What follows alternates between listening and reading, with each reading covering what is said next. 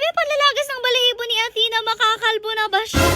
Hello Pack members! Welcome back to Husky Pack TV! For today's video, makikipagkulitan lang talaga dapat si Mother sa ating Pack members. Pero napansin niya itong si Athena. Agaw pansin naman kasi talaga. Kasi kita niyo naman yung balahibo niya talagang kumakawala na at kumakalas-kalas na sa kanyang katawan. Para sa mga bago dito sa ating page, kalma lang kayo dyan dahil normal po yan sa mga Huskies. Nagshe-shed po talaga sila ng balahibo. At kapag ganito, kailangan din talaga natin silang tulungan para matanggal ng completely yung balahibo na yun sa kanilang katawan dahil very uncomfortable talaga yan. Naglabas na talaga si Mother dyan ng suklay at nag-umpisa nga siya dyan na suklayan si Athena. Buti na lang talaga hindi siya umiibo ng mga oras na yan. Though medyo naiinis na rin talaga siya dahil nga gusto niya maglaro-laro pero wala siyang choice. Kailangan tanggalin ito sa kanyang body. Kita niyo ba sobrang kapal na natatanggal na balahibo dito kay Athena to the point na para talaga maubos na yung balahibo niya at ukab-ukab na talaga siya dyan dahil nga meron ng mga part na natanggal. Ganito rin nga pala guys kapag masasabi natin ready to harvest na ang mga balahibo dahil kanting suklay lang yan ay tanggal na nga agad at dalang-dala. Hindi na rin nga kailangan talagang hilahilahin niya dahil sa simpleng suklay ay nadadala na rin nga at talagang very easy at effortless lang nga. Yung pagsusuklay ay dala na lahat ng balahibo. Dito nga kinipit na lang rin talaga ni Mother si Athena. Kita nyo naman nakasuksok na siya dyan sa gehedli dahil nagpipimilit na nga siyang umalis eh hindi pa pwede sa dami pa ng tatanggalin. Isa rin nga pala sa palaging tinatanong hindi ba daw maubos yung balahibo ng ating pack members kapag ganitong nagshe-shed na ko? Hindi po. Ang balahibo kasi ng mga ganitong huskies kung di ako nagkakamali ay ilang layer at parang double layer nga rin yan. Tapos isang layer lang talaga ng balahibo nila yung nagshe-shed or natatanggal. Kaya kung mapapansin nyo, kada suklay ni Mother may layer talaga na nasasama sa suklay at meron din naman po na naiiwan. Isa pa rin sa mga concerns ng mga viewers natin dito sa ating pack members hindi ba daw sila nasasaktan kapag ganyan natatanggal ang balahibo? Kasi nga daw syempre parang tinatanggal natin yan direkta pero hindi po kasi hindi yan talaga nakakabit sa kanilang balat or sa kanilang skin mismo dahil nga po yan ay natatanggal na talaga ng kanya. Anyways, ibang part nga ng balahibo niya, kita nyo sa paibabaw ay hindi pa nga masuklay dahil hindi pa siya ready matanggal. Kailangan pa natin mag-wait ng ilang araw at eto lang so far yung natanggal sa ngayon. Ay nako, partida 50% pa lang yan pero napakarami na. Imagine nyo kapag 100%